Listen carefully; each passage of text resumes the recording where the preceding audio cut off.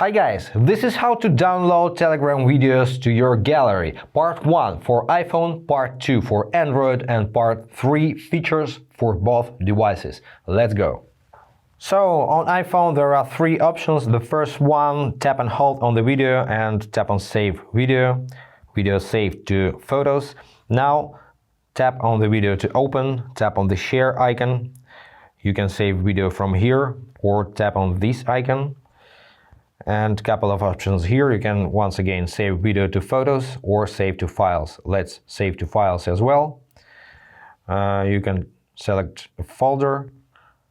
Let's say to iCloud Drive, to downloads, like this.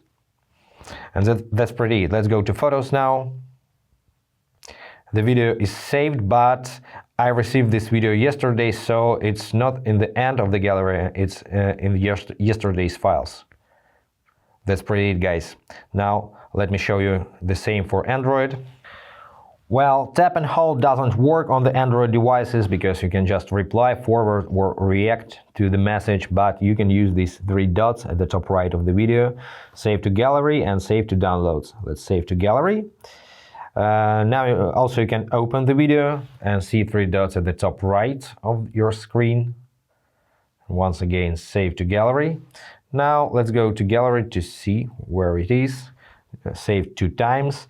And the feature for the both types of devices, for Androids and for iPhones.